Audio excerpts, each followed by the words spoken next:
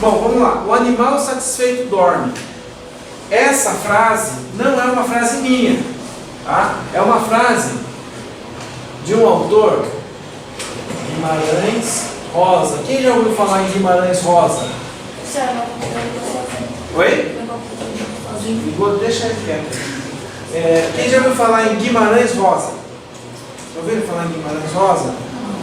Guimarães Rosa, ele é um escritor brasileiro e normalmente, se você for prestar vestibular para a USP, para a Unesp, FUVEST, né, que faz vestibular da USP e Unesp, for prestar para a Unicamp, for prestar vestibular para o ITA, né, Instituto Tecnológico da Aeronáutica, eles vão pedir na preparação do vestibular que você leia alguns livros de Guimarães Rosa. Um deles é o Grande Sertão Veredas, que, para ser bem sincero para vocês, eu não li. Eu sei que é Guimarães Rosa, mas não li. Então, seria extremamente hipócrita e falar para vocês que eu li o livro, eu não li esse livro. Tá? Mas essa frase é uma frase de Guimarães Rosa. O que Guimarães Rosa faz? Ele retrata um pouquinho do sertão. Ele retrata um pouquinho de como é a vida do sertanejo, como é a vida lá naquela área do nosso país, que tem escassez de água, tem escassez de uma série de recursos. E ele usa essa frase lá fala muito forte. Por quê? Porque lá tem escassez de pasto, tem escassez de água, e é difícil você achar um animal 100% satisfeito lá. E realmente, quando o animal lá está satisfeito, ele dorme. Então, fala bastante alto pra gente isso. O animal satisfeito dorme. Para que a gente chegue aonde eu quero chegar com vocês, o raciocínio de vocês, eu só quero o raciocínio de vocês. Não vai precisar escrever, não vai precisar raciocínio.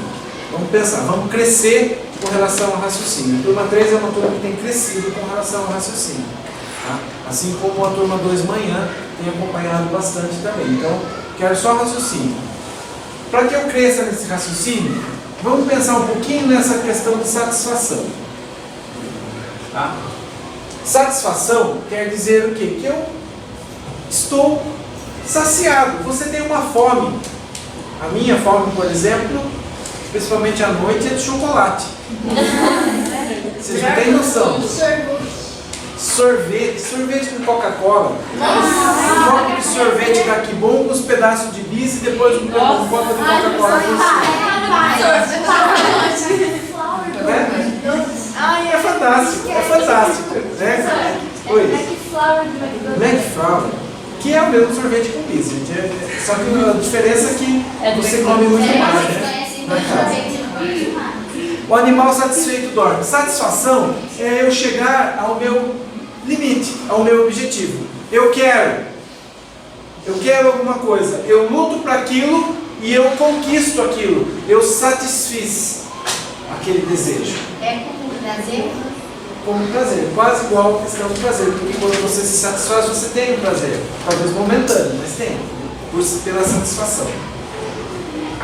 A satisfação vai trazer um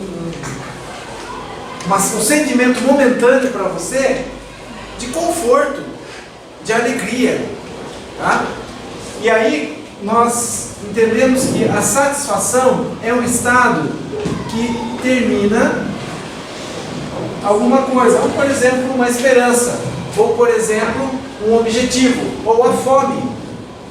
Você tinha uma necessidade, você encontra a solução para aquela necessidade e automaticamente você vai ter sono. Satisfiz, terminei, concluí, alcancei, venci. Olha quanta coisa eu consigo colocar no contexto de satisfação. E aí o que acontece? Quando você tem essa sensação momentânea de conforto e satisfação, automaticamente a tendência do animal, e não comparando a Sara e eu também como animal, mas de forma alguma não é a intenção essa, mas é apenas comparar a ação com a ação que nós temos no nosso dia a dia. Queremos descansar, queremos parar um pouco, queremos achar um descanso, achar um momento que você acomode aquela satisfação e durma. E aí nós temos o sono. E quando eu vou falar de sono, eu posso falar para você que é a perda momentânea da sua sensibilidade. Ou você consegue, bom, tem gente que consegue conversar dormindo, né? Mas você consegue lembrar exatamente toda a sua conversa dormindo? Não. Às vezes é. Tem gente que vai até na geladeira dormindo, né? Aí no outro dia fala, eu estava dormindo, né? Zerou a geladeira, mas estava dormindo. Sonhei que eu estava comendo, né? Bom, o animal satisfeito dorme. Quando você dorme, você perde momentaneamente os seus reflexos, você perde momentaneamente a percepção do mundo à sua volta. Algumas pessoas dormem tanto que cai a casa e ninguém percebe. Professor, quando eu durmo, eu não ouço nada.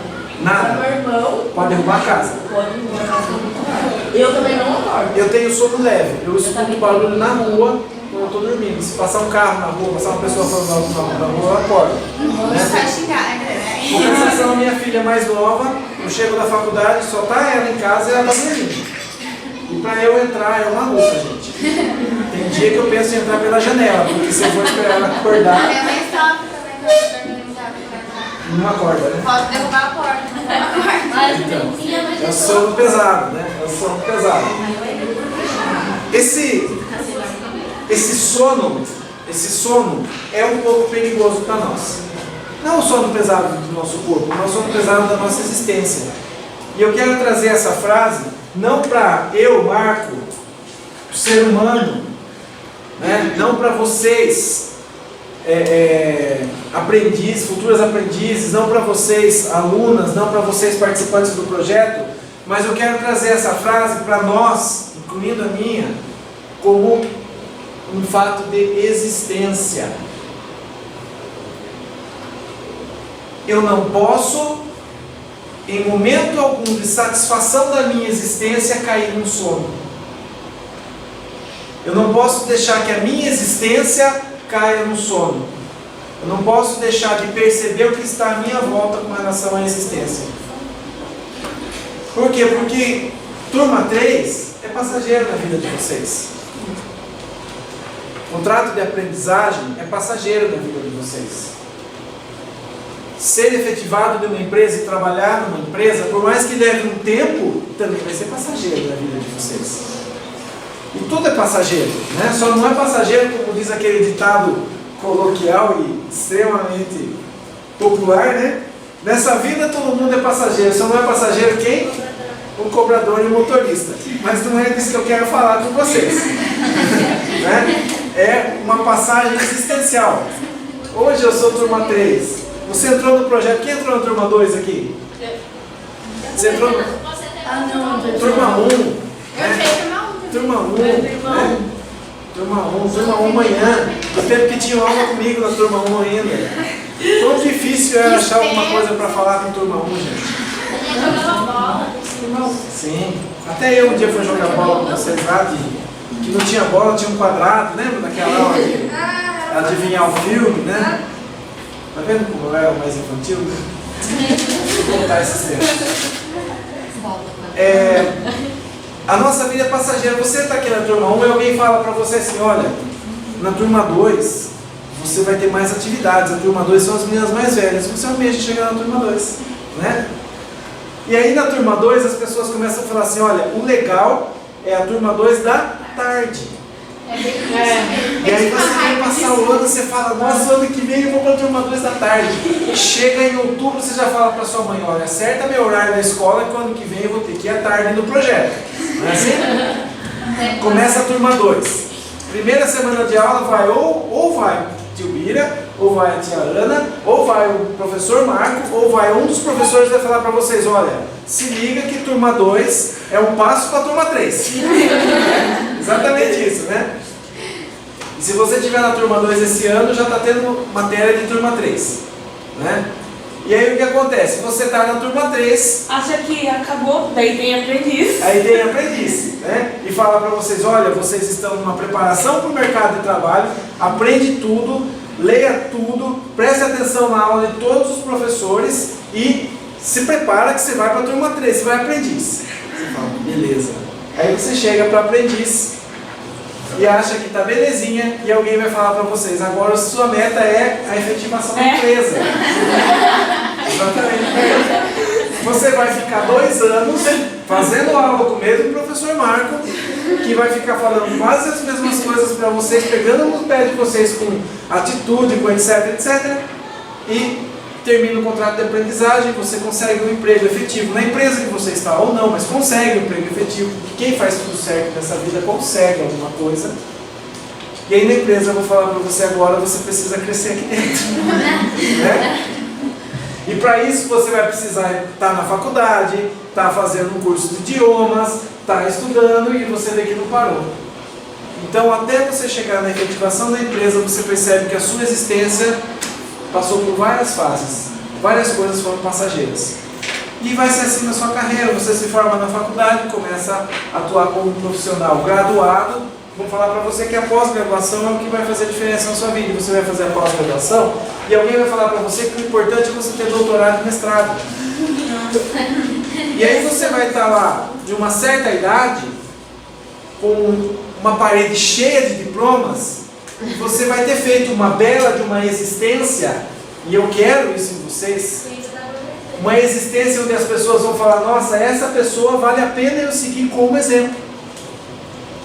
E aí você vai começar a pensar, eu pego essas palavras de Clóvis de Barros Filho, que aparecem para assistir, você vai começar a pensar em aposentadoria. Você vai começar a pensar em ter uma casinha mais afastada da cidade, talvez uma chácara, uma piscina, um campinho de futebol, uma churrasqueira, né? E você vai começar na sua aposentadoria. E aí quando você aposentar, você vai começar a achar que interessante seria se você viesse com um projeto socioeducativo da aula um pouco também.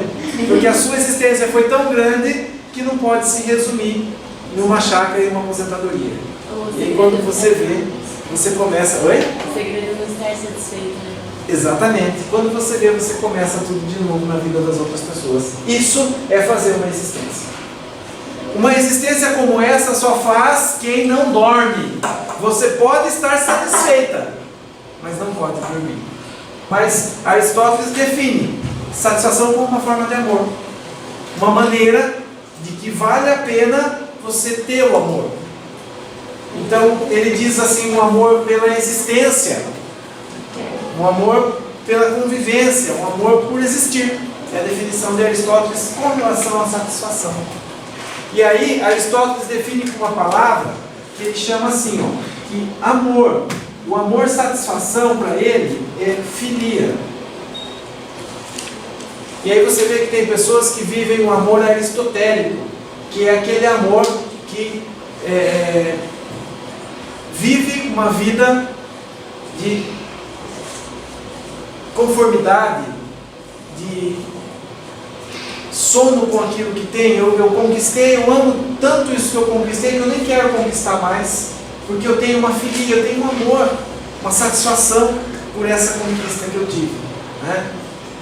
Esse amor, ele é um amor que nós devemos ter, mas ele não deve ser o principal.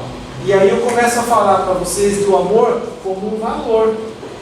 E nós não estamos fazendo uma aula sobre valores? Esse amor aristotélico de filia, eu não posso deixar ele de lado, porque eu tenho que ser grato pelas coisas que eu conquistei e tenho que amar as coisas que eu conquistei. Senão você vai viver uma vida de conquistas e perdas, porque você conquistou e já não é mais interessante para você, e aí eu vou perder. Eu tenho que amar o que eu tenho. Eu tenho que amar o que eu conquistei. Um outro filósofo, eu falei de Aristóteles, eu vou falar para vocês de Platão. Tá? Platão, ele define amor de uma forma, uma palavra chamada eros. Tá? Aí, a nossa sociedade, principalmente a latino-americana, distorceu a função da palavra eros. Aristóteles, quando ele fala eros, ele está falando que é um amor baseado no desejo, no querer. Desejar é querer, desejar é você querer alguma coisa para você. Eu quero comprar um tênis novo, eu desejo um tênis novo. Logo eu posso entender segundo Platão que eu tenho um amor eros por ter aquilo. Quando eu falo, olha para vocês verem que interessante, que legal isso. Eu tenho um amor platônico. Eu quero muito alguma coisa, eu começo a amar demais aquela coisa. E isso virou uma doença. Nós devemos ter alguns amores platônicos na nossa vida. O amor platônico é eu desejar muito uma profissão. Eu quero ser uma médica, eu quero ser uma engenheira. Eu vou amar aquela profissão, eu vou gostar daquela profissão, eu vou começar a ler sobre aquela profissão, querer conhecer pessoas que têm aquela profissão. E eu tenho um amor platônico, mas eu tenho que entender o limite desse amor platônico. E entender que quando eu chegar nessa conquista, eu não posso ter uma filia, eu não posso ter um amor eternamente preso àquela conquista, porque eu tenho outras coisas para conquistar. Então, quando Aristóteles fala que a filia é o amor pela conquista, eu não posso viver a minha vida amarrado no amor pela conquista. E quando Platão fala que Eros é o amor por aquilo que você não tem, eu não posso viver desejando o que eu não tenho, que é o caso da menina que deseja casar com o Luan Santana e nunca vai casar. Porque a nossa sociedade distorceu. Você sai na rodovia aí, você anda, você vê lá, Eros Motel. Na verdade, quando Platão falou, ele não falou em português a palavra amor. Quando perguntaram para ele, caro filósofo, defina amor. Ele falou, Eros. Por quê? Porque Eros é quando você quer muito, você deseja alguma coisa, você vive a sua existência para conquistar aquilo. E quando conquista? Você tem um estado de filia, de um amor, de satisfação por aquilo que você conquistou. E não pode dormir. Não pode dormir. Só que você não pode dormir. Você não pode viver uma vida num estado de existência de Eros, sempre desejando, e eu não posso viver uma vida num estado de existência de filia, ou seja, extremamente satisfeito com aquilo, não querendo desejar mais. Nós temos que viver uma vida de estágios. Hoje vocês podem estar num estágio platônico de querer conquistar a vaga de emprego como aprendiz. Vocês não podem, a partir do momento que conquistar, desejar ter um amor tão grande por aquela conquista, e viver uma eterna filia, e nunca mais querer desejar, por exemplo, um estado de Eros novamente, que seria você ter uma vaga definitiva na empresa, ou querer crescer ali dentro. Então nós temos essas duas definições de amor, Eros e filia, e nós temos que ser assim na nossa vida. Eu tenho que ter amores platônicos, e tenho que ter amores de filia também, de satisfação. Porque senão você é um cara extremamente... Mas por um controle. Né? Exatamente, eu tenho que ter o autocontrole para isso. Senão você é um cara extremamente descontente, um cara extremamente que não dá valor por aquilo que tem, ou por aquilo que conquistou. E você ser uma pessoa que não dá valor para aquilo que você tem ou conquistou, é feio, moralmente é feio. Você conquistou um emprego e você não dá valor para aquilo, você perde o emprego. Você conquistou a sua família do seu lado, você não dá valor para a sua família, automaticamente a sua família vai te deixar de lado também. Você conquistou um relacionamento amoroso e você não dá valor para aquele relacionamento amoroso, uma hora você vai ficar sozinho de novo. Você vai perder. Você vai perder. Então, eu preciso ter a filia, o amor, filia na minha vida, mas eu preciso também ter Eros, desejar mais coisas. A pessoa está lá, extremo norte do país, e você pergunta para ela, você quer melhorar de vida? Ela fala, tá bom assim. Eu tenho 16 filhos, recebo R$60 por filho de Bolsa Família e está dando tudo certinho, não precisa, minha vida está ótima. Aí vai lá o político e dá um dente ainda para ela poder falar na televisão, porque se falar sem dente ia ficar feio para a campanha política, Vai lá no norte, Bolsa Família, não está sem dente, mas eu vou fazer o seu dente para você poder falar que você está contente, está no estado eterno de filia com a Bolsa Família que você tem. Gente? Então nós podemos até em alguns momentos precisar de apoio do governo para algumas situações. Mas nós não podemos desenvolver uma filia por aquilo. Temos que utilizar daquilo com gratidão, porque alguém fez alguma coisa pela gente, mas temos que desenvolver um sentimento de Eros, de desejo, olha, eu quero melhorar, eu quero um salário maior, eu quero uma profissão maior, eu quero crescer. Quando eu estou falando de amor ágape, eu estou falando de um amor que transborda, de um amor pelos outros. E tem uma frase, eu foge da minha mente agora quem exatamente disse essa frase. Mas você vê bastante música por aí, que não dá para ser feliz sozinho. Dá para ser feliz sozinho? Não, só quem falou bastante sobre água foi João também, né? Sim. Porque o João foi um dos apóstolos do amor, né? Exatamente, exatamente. Né? Foi inclusive João que deitou no ombro de Jesus, não foi? Né? Quando nós falamos que não dá para ser feliz sozinho, eu tenho que entender que de nada adianta eu ter uma vida platônica, desejando, se o meu desejo em si não abordar quem está à minha volta. E não adianta eu ter uma vida de conquistas e filias se eu não tiver com quem eu compartilhar a minha filia, a minha conquista, a minha vitória, a minha alegria. Então, quando nós falamos de ágape, eu tenho que entender que eu tenho que trazer para a minha existência, e o tema principal que eu quero falar com vocês hoje é existência. Eu tenho que trazer para a minha existência as outras pessoas. E quando eu começo a trazer as outras pessoas para a minha existência, eu estou falando de ágape. Eu estou falando de um amor pelo próximo.